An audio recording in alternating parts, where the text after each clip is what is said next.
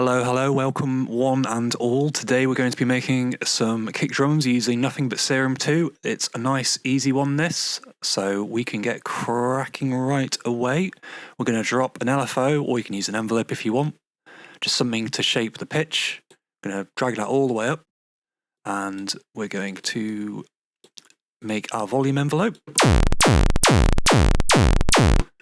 And we're also going to make this a sine wave and bring these both to 0. I'll explain why in just a moment.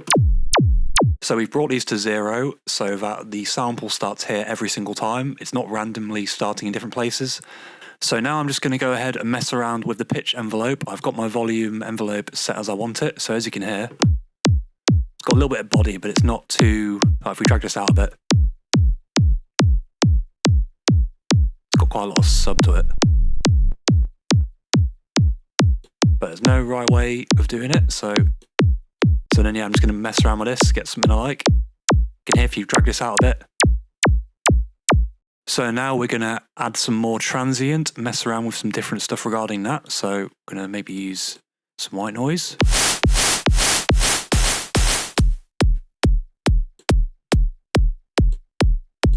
And what I'm also going to mess around with is maybe using a low pass filter on oscillator A. So we'll bring this down a bit so we can hear more oscillator A. Maybe add an envelope to it as well. We can reuse one of the ones we made earlier. And then we can just dial in this level here. And you can hear that just adds a little kind of noisy click to the front of the kick. But what would make things a little bit more glued together would be to add a bit of distortion. So let's have a look at that. So you hear now that's maybe a bit too much, but you might want to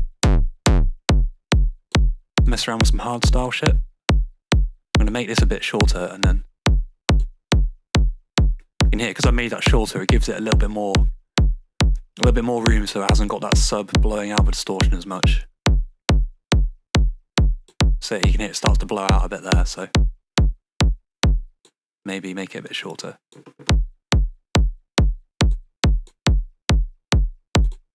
If you want a hard, like, trappy kind of kick, or if you want more of like a, less of a hard kick, we could pull that down a bit, maybe extend this a little. Add some compression as well. What I like to do is test compression, bring that up, bring the release down a bit, and bring the ratio all the way up.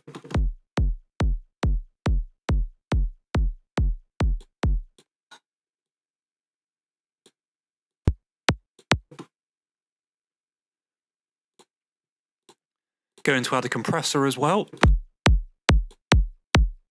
just to bring out some more of the transient. As you can see, that's adding a nice amount of transient to the kick, which gives us then a bit more room to add a bit more distortion.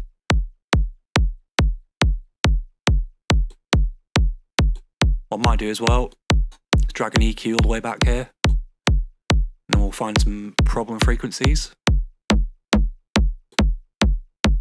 Around this low mid area, you always get some junk.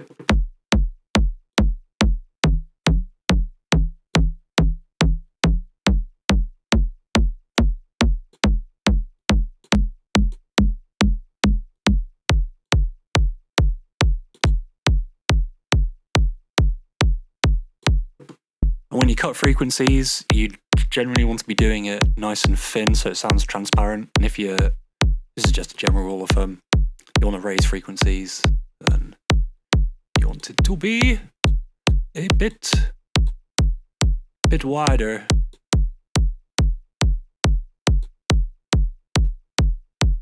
There's no right way of doing this, I'm just dragging.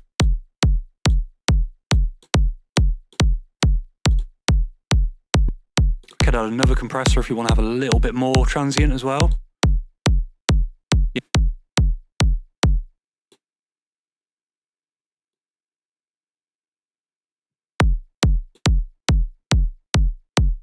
So let's go back here and let's have a look at these again. So we could try something different out. You can hear just by moving this envelope so there's a little delay between the transient from A and the noise. You get a nice little kind of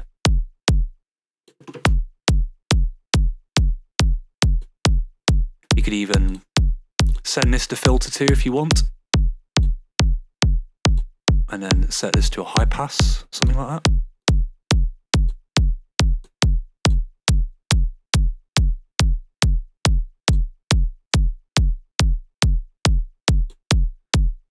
So let's just try a different sort of kick out. Let's have a look. Let's get rid of the noise.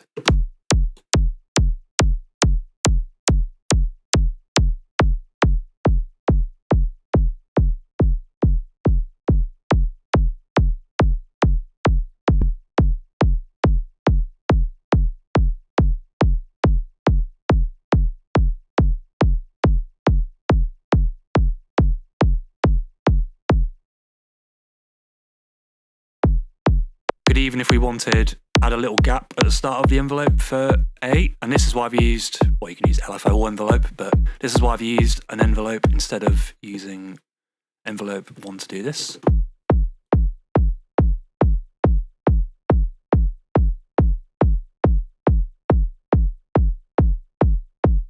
Now I've just dragged in a hat here to use as instead of that sine wave, so we're going to get rid of this as well.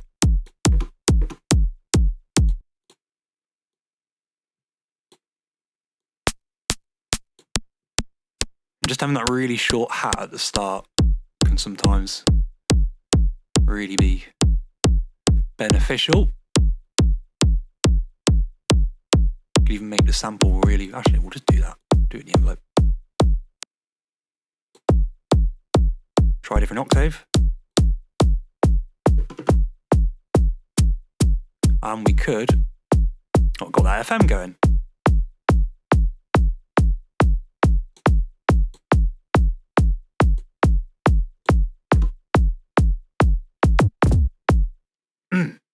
So I've now dragged in a hi-hat on the sample setting for the oscillator. So let's have a listen to that. We've got this envelope controlling the level. We could have this really short, so we could speed it up a bit. Oh, we want an envelope, so it just plays once. So if it's re-triggering, then it's looping through. So if it's envelope, it's only every time the MIDI note is hitting in the background, it will be triggered. We could as well add a bit of FM from noise.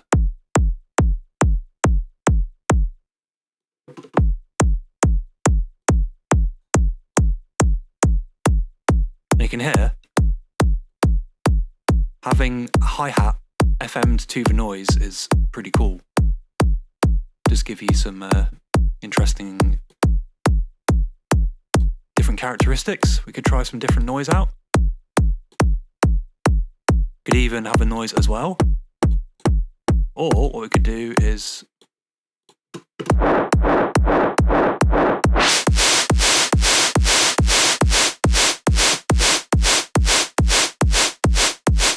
then we can even add some more transients from oscillator A's pitch modulation.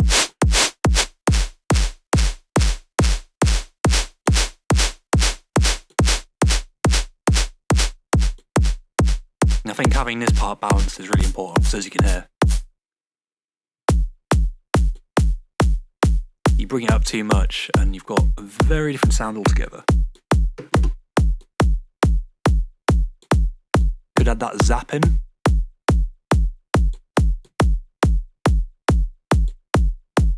Could even add some more points.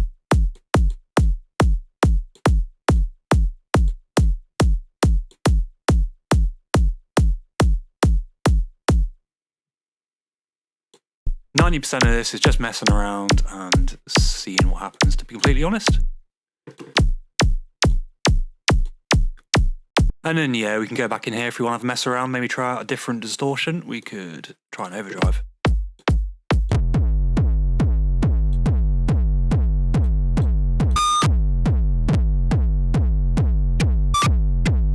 And as you can hear, we're getting into the realms of making some funky basses at this point.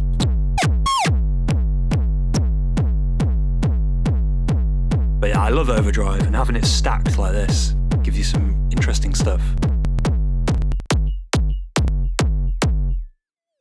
Because you can hear it sort of starts self-oscillating almost. And you got that cue all the way up as well.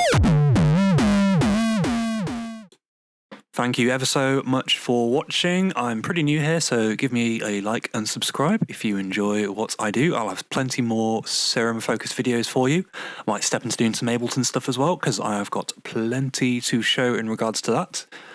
Yeah, thank you very much for watching. Like and subscribe, all that stuff. Yeah, have a good day.